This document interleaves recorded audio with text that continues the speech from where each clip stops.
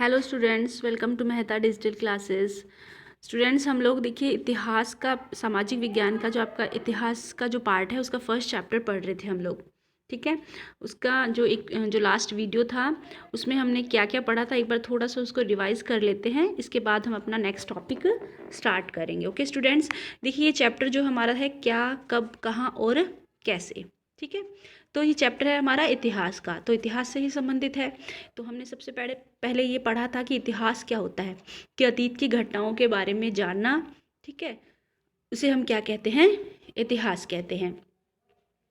तो अतीत के बारे में हम क्या क्या जान सकते हैं ये हमने पढ़ा था, कि अतीत जैसे कि बीता हुआ जो कल है, हमारा बीता हुआ जो समय है, तो बहुत वर्षों पहले जो इंसान है कैसे उसकी डिस्कवरी हुई, कैसे उसने धीरे धीरे अपना जीवन जीना शुरू किया, सभ्यताओं का विकास हुआ, और आज इस विकास के बाद में इस स्तर पर हम पहुँचे हैं।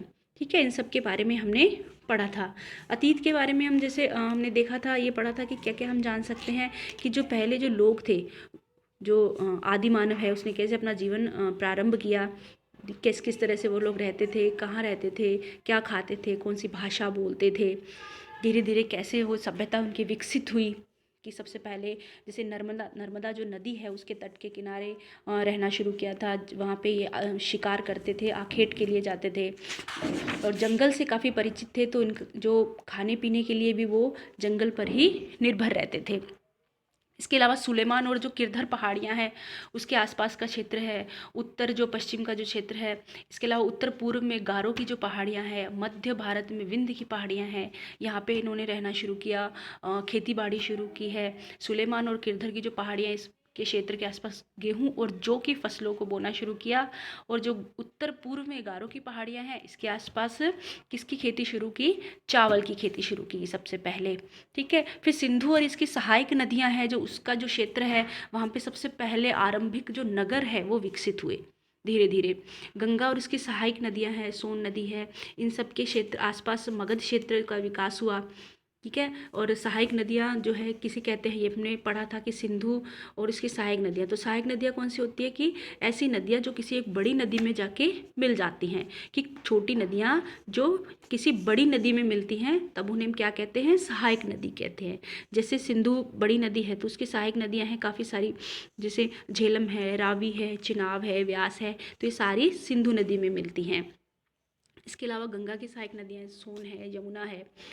इसके अलावा हमने क्या पढ़ा था, कि जो भारत का जो नाम है इंडिया है जिसे हम जानते हैं, तो ये इंडिया कैसे पड़ा है, इंडस नदी जो ईरानी और ये यूनानी थे, वो उत्तर पश्चिम के भाग को, जो सिंधु नदी के आसपास का जो क्षेत्र था उसे वो इंडस नाम, हिंदोस या इंदोस के नाम से जानते थे। ठीक है, तो फिर इसका नाम इंडिया पड़ा, और भरत के नाम पर जो है उत्तर पश्चिम में रहने वाले लोगों का एक समूह था, वो भरत के नाम का प्रयोग करता था भारत के लिए। तो इस तरह से इसके बारे में ऋग्वेद में भी इसका जो उल्लेख मिलता है। तो ये सब हमने पढ़ा था हमारे लास्ट वीडियो में। ठीक है, ये थोड़ा सा हमारा रिवीजन हो गया है। इसके बाद आज हम क्या पढ़ने जा रहे हैं, आज हम पढ़ेंगे कि अतीत के बारे में हम कैसे जान सकते हैं। भाई ये तो था कि चलो हिस्ट्री है, तो हिस्ट्री का मतलब है कि हमें बीते हुए कल हमारा जो अतीत है उसके बारे में जानना। ठीक है, क्या क्या जानना, रहना खाना कैसा था इंसान का, कैसे धीरे धीरे धीरे विकास हुआ उसका। लेकिन आज हम ये जानेंगे कि अतीत की ये जो जानकारियाँ हैं ये हमें कैसे मिलती है, किस तरह से हमें प्राप्त हुई अतीत के बारे में, तो ये हम आज पढ़ेंगे। Okay, let's start students. अतीत की जानकारी जो है हम कई तरह से प्राप्त कर सकते हैं।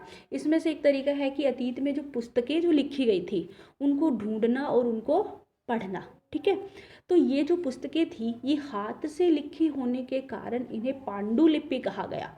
ठीक है, हाथ से, देखो उस समय इतनी टेक्नोलॉजी तो नहीं थी कि पब्लिश हो जाए, पुस्तकें छप जाती हैं फैक्ट्रियों में, लेकिन उस समय क्या था, हाथ से ही लिखी जाती थी सारी जो भी प्रतिलिपि वगैरह होती थी उनकी। ठीक है, जो सारी जो पुस्तकें होती थी वो हाथ से लिखी जाती थी, तो हाथ से लिखी होने के कारण इन्हें क्या कहा जाता था, पांडुलिपि कहा जाता था। अंग्रेजी में पांडुलिपि के लिए जैसे हम किस शब्द का प्रयोग करते हैं, मैन्युस्क्रिप्ट, इंग्लिश में हम क्या कहते हैं, मैन्युस्क्रिप्ट कहते हैं उसे। तो मैन्युस्क्रिप्ट जो शब्द है वो लैटिन शब्द है, जिसमें मैनू, जिसका क्या अर्थ होता है, मैनू जो शब्द से निकला है ये, तो मैनू का अर्थ क्या होता है, हाथ होता है। ठीक है, हाथ होता है, तो हाथ से जो लिखी गई स्क्रिप्ट जो लिखी गई उसे क्या नाम दे दिया गया, मैन्युस्क्रिप्ट दे दिया गया। ये पांडुलिपियां प्राय ताड़पत्रों अथवा हिमालय में उगने वाले भुर्ज नामक पेड़ की छाल से विशेष तरीके से तैयार की जाती थी और लिखी जाती थी। अब देखिए उस समय कागज़ तो अवेलेबल था नहीं, जैसे आज तो हम हर चीज़ पेपर पे लिखते हैं हम, लेकिन उस समय पेपर तो था नहीं। तो उस समय क्या था कि जो बड़े बड़े ताड़ के जो पेड़ होते थे, ठीक है, बड़े बड़े पेड़ होते थे, उनके बहुत बड़े बड़े ताड़ के जो पत्ते होते हैं उनके ऊपर लिखा जाता था। तो ये उन पे ये लिपि लिखी जाती थी उस पर, फिर उसको जो पत्तों को क्रम वो बांध दिया जाता था, एक धागे से इस तरह से बांध के क्या किया जाता था, एक पुस्तक टाइप बना दी जाती थी, फिर ये उस पर लिखा जाता था। ठीक है, तो ये पांडुलिपियां ताड़पत्रों या फिर हिमालय जो पहाड़ हैं, पहाड़ी क्षेत्र है हिमालय का, जो उस पे जो उगने वाले जो पेड़ थे उनमें से भुर्ज नामक एक पेड़ जो था उसकी छाल से विशेष तरीके से तैयार भोजपत्र पर लिखी जाती थी। ठीक है, ये तो हो गया पांडुलिपि। देखिए इसमें एक चित्र भी दिया गया है आपकी बुक में, ये पेड़ जो भुर्ज नामक पेड़ की छाल है उसका ये एक पेपर टाइप में है, इस पर एक लिपि लिखी हुई हमें मिली है। ठीक है और एक ये देखिए पांडुलिपि जो है एक लगभग 1000 वर्ष पहले लिखी गई थी। किताब बनाने के लिए ताड़ के पत्तों को काट कर उनके हिस्सों को एक साथ बांध दिया जाता था, अलग अलग हिस्सों को। फिर देखिए ऐसी एक लिपि आप लोग यहाँ पे देख सकते हो, इसका चित्र भी दिया गया है। ठीक है, इस तरह से लिखी जाती थी, क्योंकि कोई कागज़ की या बुक्स की कॉपीज़ की कोई सुविधा थी नहीं इतनी ऐसी कुछ, तो इसलिए इन पे पत्तों के ऊपर इस तरह से इनको लिखा जाता था। इतने वर्षों में इनमें से कई पांडुलिपियों को तो कीड़ों ने खा लिया और कुछ नष्ट भी कर दी गई। फिर भी ऐसी कई पांडुलिपियां आज भी उपलब्ध है, मतलब जितनी भी थी पूरी तो नहीं उपलब्ध हो पाई, कुछ कुछ खराब हो गई, नष्ट हो गई, लेकिन आज जो उपलब्ध है उनसे हमें अतीत की जानकारी मिलती है। कहाँ कहाँ से मिलती है ये हमें मंदिरों, विहारों आदि से प्राप्त होती है। इन पुस्तकों में धार्मिक मान्यताओं, व्यवहारों, राजाओं के जीवन, औषधियों, विज्ञान, इन सब विषयों की हमें जानकारी मिलती है। ठीक है, इनके अतिरिक्त तो हमारे जो महाकाव्य हैं, कविताएं हैं, नाटक है, उनसे भी हमें इनके बारे में पता चलता है, इतिहास के बारे में। इनमें से कई तो संस्कृत भाषा में लिखे हुए मिलते हैं या कई प्राकृत और तमिल भाषा में है। प्राकृत भाषा जो उसका जो इस्तेमाल है, जो प्रयोग है, वो आम लोग करते थे। बाकी जो ग्रंथ वगैरह जो होते थे मोस्टली किसमें, संस्कृत में लिखे जाते थे। अब देखिए एक तो था पांडुलिपि, ठीक है, जिससे हमें अतीत के बारे में पता चलता था कि पत्ते जो होते थे उन पे लिखा जाता था उस समय की जानकारी। तो एक है अभिलेख होते हैं। ठीक है, पांडुलिपि के बाद हम किसकी बात कर रहे हैं, अभिलेखों की बात कर रहे हैं। अभिलेखों का भी अध्ययन करते हैं हम कि ऐसे लेख जो किस पे मिलते हैं लिखे हुए, पत्थर अथवा धातु। पत्थर अथवा धातु मतलब जो शिलाएं होती थी, पत्थर होते थे, उन पे लिख दिया जाता था, और जो धातु जो मेटल्स, ठीक है, तांबे वगैरह जो थे, उन पे ये लिखा जाता था कठोर सतह पर। एक तो था पत्तों पर, एक कठोर सतह कौन सी, पत्थर और धातु, इन पे उत्कीर्ण किए गए मिलते हैं। तो जो उस समय जो राजा और जो शासक होते थे ना, वो क्या करते थे, जो अपने आदेश देते थे उनको इन सब पे लिखवा देते थे। देखो आज की टेक्नोलॉजी तो पहले थी नहीं, जैसे आज तो हर कोई भी न्यूज़ पहुंचानी होती है इंटरनेट के थ्रू, हम फटाफट मैसेज आया और हमें पता चल जाता है, हमें फटाफट हर देश दुनिया की खबर नेट पे हम लोग देख सकते हैं।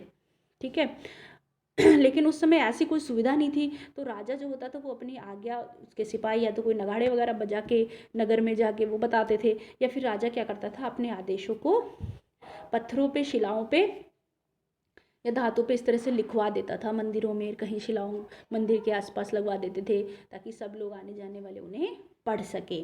ठीक है, और इसके अलावा पढ़ सके और उनका पालन कर सके। और इसके अलावा जो राजा थे वो अभिलेख, किस तरह के अभिलेख लिखवाते थे, एक तो थे अपने आदेशों के बारे में लिखवाना, और एक क्या था कि राजाओं और रानियों सहित स्त्री पुरुषों ने भी अपने कार्यों के विवरण उत्कीर्ण करवाए हैं। उदाहरण के लिए जैसे जो राजा जो होते थे, इनकी जो लड़ाइयाँ होती थी ज़्यादातर शासकों की आपस में, दो राजाओं की जो लड़ाई होती थी उसमें जिसकी जीत होती थी, तो वो अपनी जीत का उल्लेख ही उस पर लिखवा देते थे, अपने बारे में, अपने शौर्य के बारे में उसकी जानकारी जो उस पर लिखवा देते थे, उसका जो लेखा जोखा है।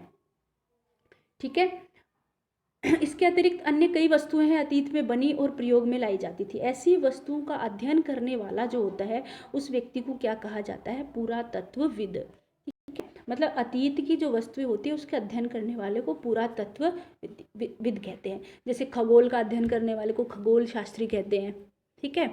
तो इसी तरह पुरातत्व, पुरानी चीज़ों का जो अध्ययन करते हैं उन्हें पुरातत्वविद।